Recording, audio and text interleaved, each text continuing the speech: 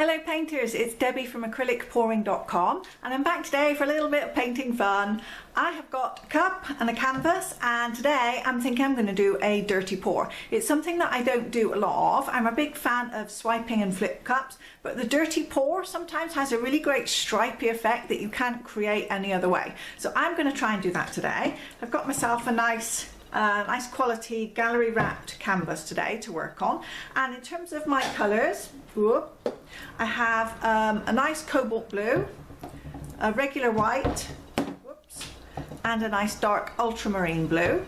Those are part of my usual colour palette, and then I've got a few little bits and pieces to add to it. So I've got a nice metallic silver colour, looks kind of dark grey, but hopefully it will look nice in our pour. And then I've got this one, which is an Artist Loft metallic cobalt blue, or so it claims to be.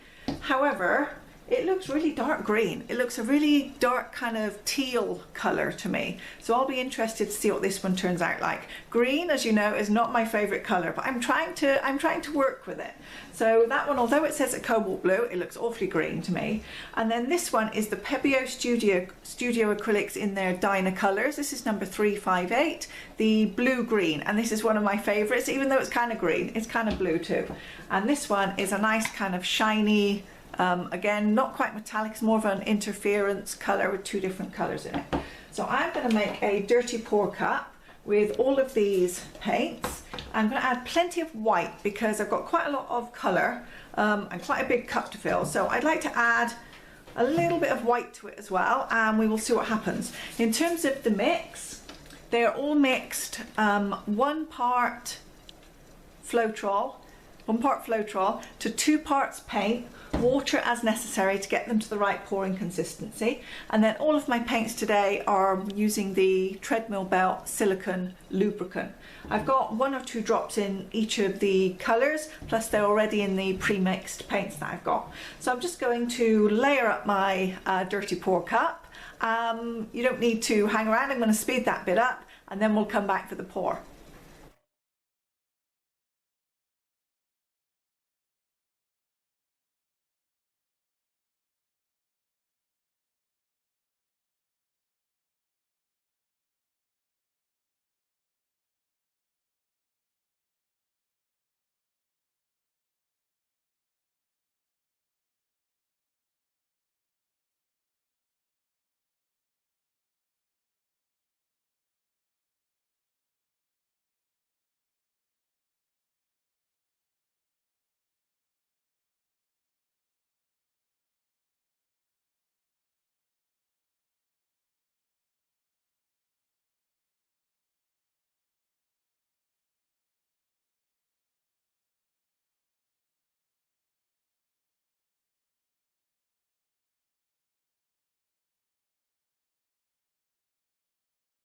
Okay, so I've got my cup made and ready to go. I'm just going to give this a couple of little stirs around just to mix in those layers a little bit, and then if I clear everything to one side because it might get messy. Now I'm going to take the cup and basically pour it in lines across the canvas so that I'm emphasising the stripy effect, because that's what I'm looking for in this pour. So let's see how we get on. Let's move that into frame. It could be a bit messy, we could get a lot of paint over the sides.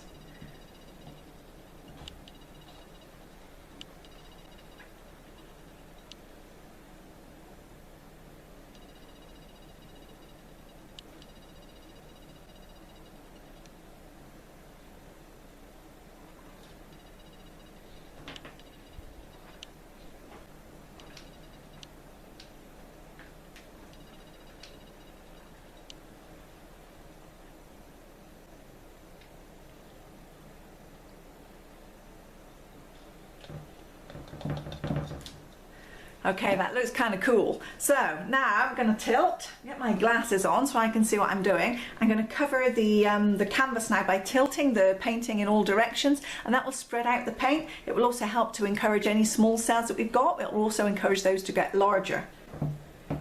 So I'll take it down to the end first of all, and as you can see, the paint doesn't always travel uniformly, because you can see that this area of paint here is moving faster than this. This is because there's more weight of paint on this side.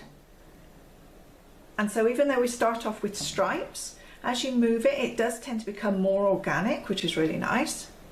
So that's good here. Now I'm just going to turn it round because I tend to do better tipping in that direction. Just tip it back in this other way. And as you can see, although we started with a straight stripe, we've now got something which is far more organic and curvy looking. So I'm going to encourage that over the sides here. So now I've got the length of my canvas covered.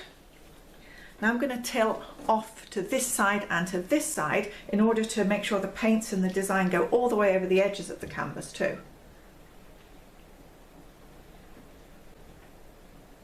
I'm also going to move it slightly back now towards the centre. That's one side, and let me do this other way.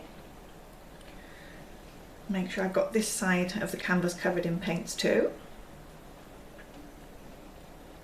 And I'm moving it slowly so that if I see anything going on with the composition or anything moving that I don't like, I'll have hopefully time to correct or change that. So that's good. I can see that this area here in the corner needs a little bit more. So I'm going to move it and direct it towards this corner.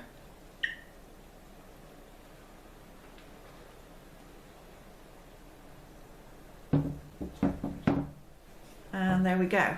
So now it's time for me to just check around the edges. I've got a little bit missing in that corner there, but I can just pick up a little bit with my finger where there's a small amount to be covered in the corner, and it won't disrupt the design.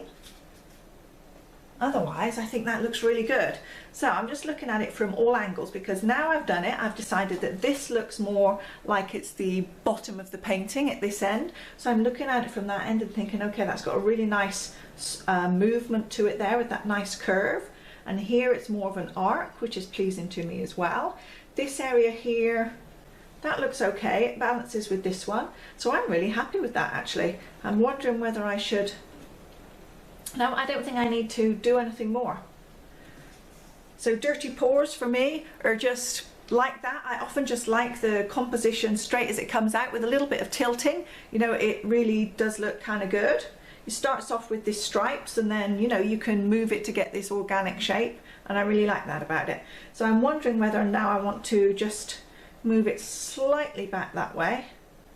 I think I will. I'm just going to move it slightly back this way. Remember, you've always got plenty of time with your paints to keep moving them.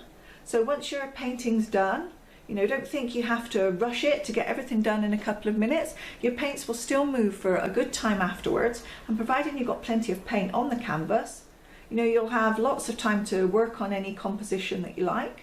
And as I'm moving it, what I'm really liking is this area at the top of the painting here now, and this section here.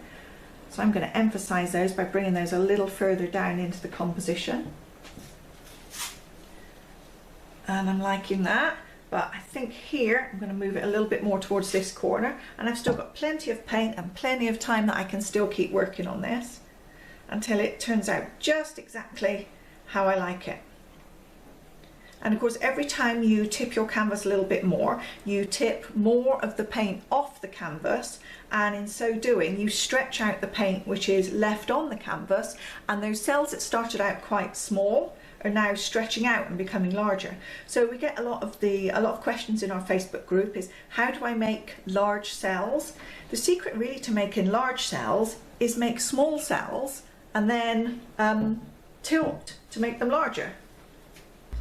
So that's it. I really like it now. I think this is perfect. This section at the top's good. I've still got this nice kind of sweeping design down here and some straighter stripes just here, and the white really breaks up the colours. So I'm absolutely delighted. This one really does have the beachy kind of feel that I was looking for, and you'll be delighted to know it's even got green in it, and I don't hate it. So I'm very happy that this has got green, but it's got enough blue and white that I can live with the green. It still looks beachy. So thank you very much for watching. I'm going to bring the camera down now and show you some of the close-up details, and then I'll dry this, finish it, and show you what it looks like at the end of the video. So here it is, and I'm loving it. It's got lots of really great details in this one. Lots of lovely cells, lots of cells within cells. So much to look at here, absolutely striking. I really love this type of pour.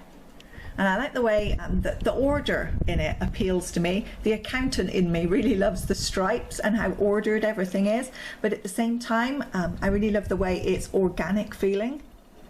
It's got really nice up here. Now I'm noticing in the camera, in the screen for the camera, that everything looks blue. Certainly for me in real life, it's got a lot more green and everything to it. It doesn't look completely blue. Unfortunately, the camera kind of takes an average, I think, and makes it all look a bit blue. This one down here is definitely more green, and it's got some really nice areas. Look at that little bit there. I really like that bit. Cells within cells. Okay, so that's this one finished. It was a nice, quick and easy pour. I'm just going to go around and touch up the corners, make sure everything's good, and then I'll show you what it looks like when it's all dry. So here it is done, and I have to say I'm really delighted with it. It has just a couple of coats of the polyacrylic on it so far. It's still got a lovely, nice, smooth surface and shine. But I'm going to do just a couple more because I really love a nice, smooth, glossy finish to it. And the colours look good. It seems for some reason not to show up so much in the camera, but there's a lot more variation in real life in terms of the whites and especially the greens and the metallics. The metallics and that they really shine. It's very nice once you see this one in real life. These bits here, the iridescence, really nice. So I'm absolutely delighted with this one. I think I'm falling in love with the whole dirty pour and the way it looks, and I encourage you to do something very similar. Thanks very much for watching, and I hope to see you at acrylicpouring.com very soon.